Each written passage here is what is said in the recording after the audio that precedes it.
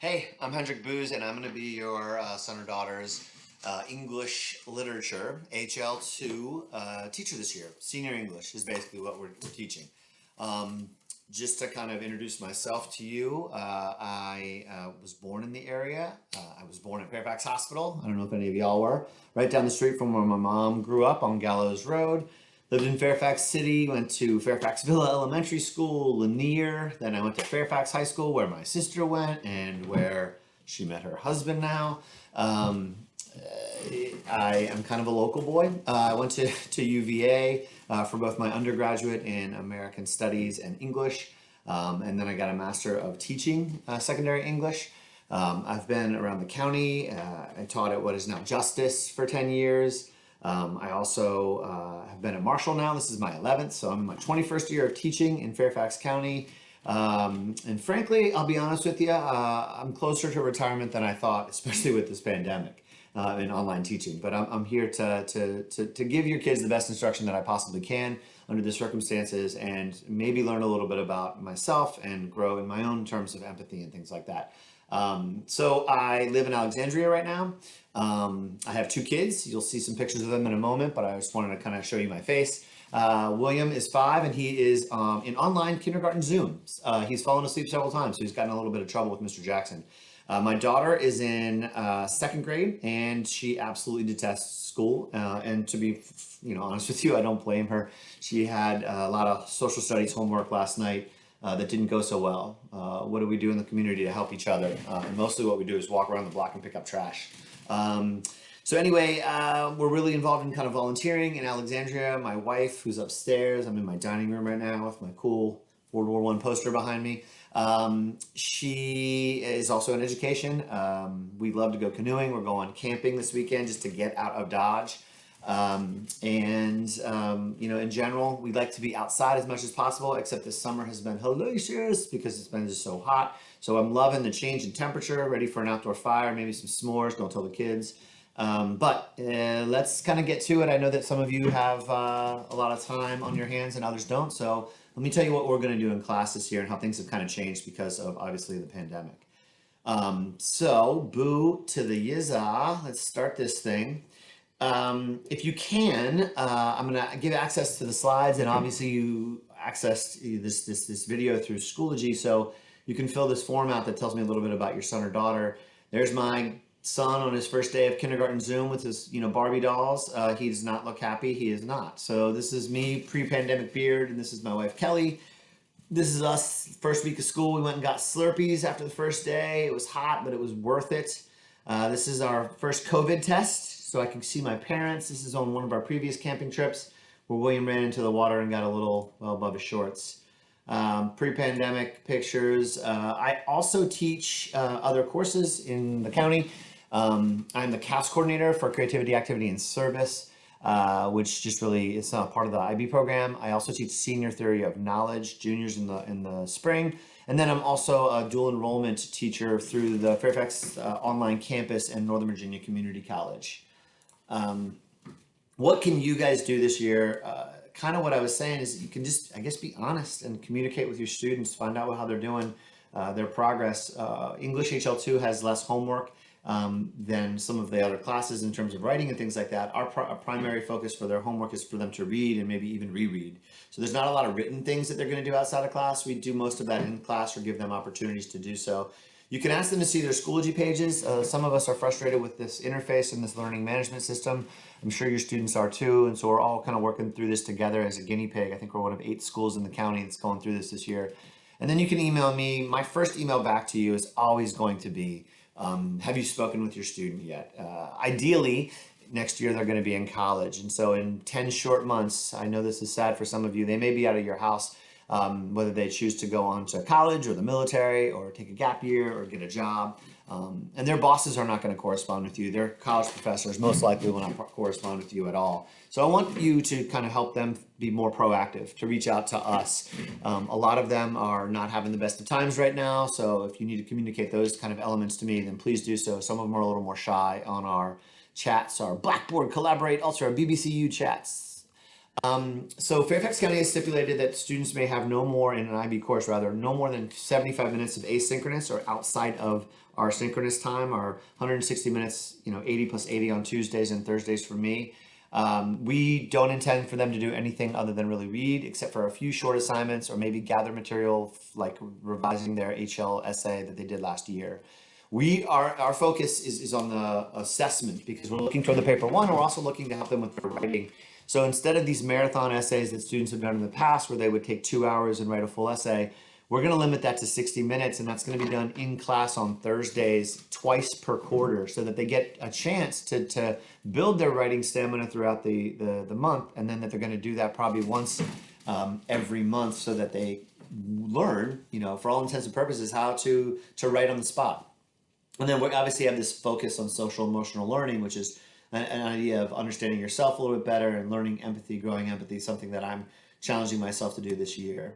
So here's an example, right? Yesterday in one of my classes, I said, everybody go get a stuffed animal. I make up the point totals. I'm tallying it in my little tab. I got my dinosaur from Albany when I was 8 years old. I got this, stormtrooper from Williams' room that he got at Disneyland, and some sort of huge triceratops that I think we found on the side of the street and grabbed. Amna and Juan Pablo had already done this, and so I told them they couldn't do it. Sometimes we do something really fun. I got this from my son's kindergarten teacher. Check this out.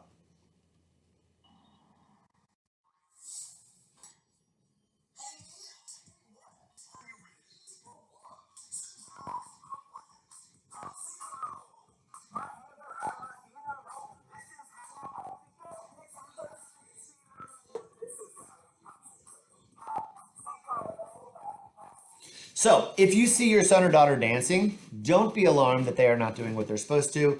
We're trying to mix things up a little bit because they're in front of a computer all day long. On Tuesdays, I also teach at night, and so I'm on the computer for about 11 hours every Tuesday and 8 on Thursdays. I understand and I commiserate with them. What does Schoology look like? Well, Schoology is set up kind of like some of the other interfaces that they may have seen. It actually tells them when things are due and it gives them an example. You're welcome to look through that with them. The course objectives are always going to be literary criticism and speaking orally and then writing well. We're focused right now on the architecture of their paper, or how they structure and develop their ideas and their theses.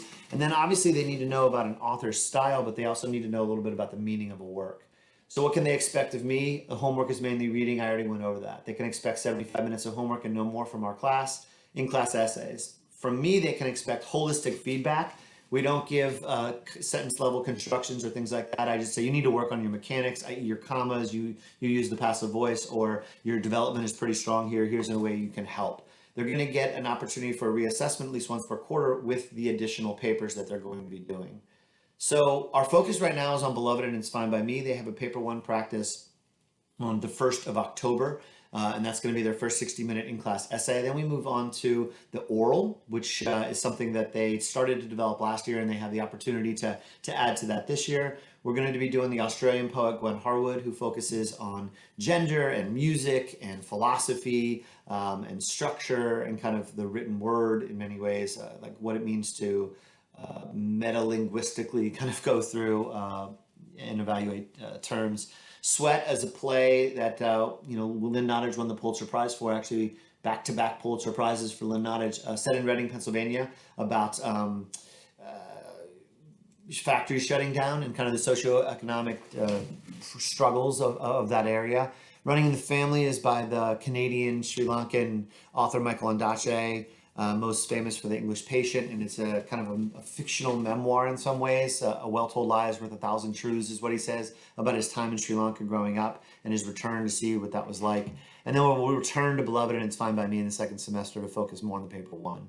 So we have daily agendas, which you can see here in my Bitmoji. I give links to them. We focus on SEL. So they have something to look at every day. Their presentations are ready for them. You can click on this and see their expectations and outcomes. You have access to this slideshow. Their grades are made up of three things. The first paper one that we're going to do in October, 1st of October. At the end of October, they'll do another paper one on Harwood, which is supposed to be an unseen commentary, but we try to give them the benefit of the doubt and make it easier for them in the first quarter. And then they have formative work, which is their homework, some of which we do in class, and some of it they do outside of class during that 75 minutes. They can expect 4 mock paper ones on all of the works that we're working with. So Beloved, It's Fine by Me, Harwood, Sweat, running in the family, they're going to see these in a paper one, and they're going to write on these for 60 minutes at a clip. That would be half of what the eventual paper one is going to look like. The eventual paper one is going to be an unseen text. So it's just a random page from a random book and a random poem. And then they're supposed to evaluate both of those in 2 hours and 15 minutes for the paper one exam in May that IB plans to hold. We're also going to begin focusing on the individual oral a little bit more. So they started preparing for this their junior year. They have to work with one text in translation, and that's going to be from their junior year. And then they can choose a second text, whether that's from their junior year or their senior year, and make a connection between the two. Right now, we just don't even know if we're going to return. We plan to also teach William Faulkner's As I Lay Dying and City of Glass by Paul Auster, about New York and kind of this man who goes on a detective kind of hunt. But we don't know if we're going to return. So right now we're only focused on the first semester. We crush at Marshall. We just absolutely crush. So the world average is 4.6 on the IB exam, which is out of 7. County average a little higher, 4.9. We are almost a full point above the world average at 5.6. So we're not really concerned a ton with our IB assessments. We're more concerned with how they write and what they think. How can you further help? Obviously, the best thing you can do is to be understanding, but you can also try to help your kids sleep a little bit more. They just don't. My sister hounds me on this, and she's, like a college counselor. They should be getting 8 hours. So anything you can do to help that would be great. Patience with them, patience with me, patience with yourselves. I'm having a hard time with my kids right now, and patience is the only thing that I'm really kind of heavily focused on to stop the screaming, continue the hugs. Trust that we are doing the right thing for them, and trust your student to be doing the right thing. If he or she needs a break, that's totally fine. Teamwork, or what my aunt called, or my grandmother, Shirley Olsen Karskaden from Trondheim, Norway, called the GGG method. Be good, giving, and gracious, which is my CAST project for the year. We're going to be focusing on communication and collaboration, ethics a little bit, how to think kind of inter-globally, being creative, being critical, and most importantly, being resilient. That's one of the most important traits right now, and something we're reading a lot in my household about, which is part of the Portrait of a Graduate. They have access to all sorts of different resources. We have a syllabus ready for you if you want to look through that. We have a calendar, so we want to make sure that the students know what's due and when it is due. And so this is something that most of them have accessed at least once. Highlighted in yellow are all the due dates. So this is pretty easy for them to kind of follow and figure out what's going on. And then I also have a website if you need to use that. It has all of the logistics, a quick navigation, some more pictures of my family, stuff like that. But it has examples of paper ones over here. It has all sorts of information on Beloved. It has resources for the HLSA, thoughts from past seniors about our collaboration, what they disliked about class, some tips for the seniors, suggestions. And these are all something that I grabbed in the last 2 weeks. And so I highly advocate taking a look at some of these resources. If you have any questions for me or ideas, you can email me. I should have put this up. I apologize. WHBOOZ@fcps.edu. Have a great night. Thanks so much.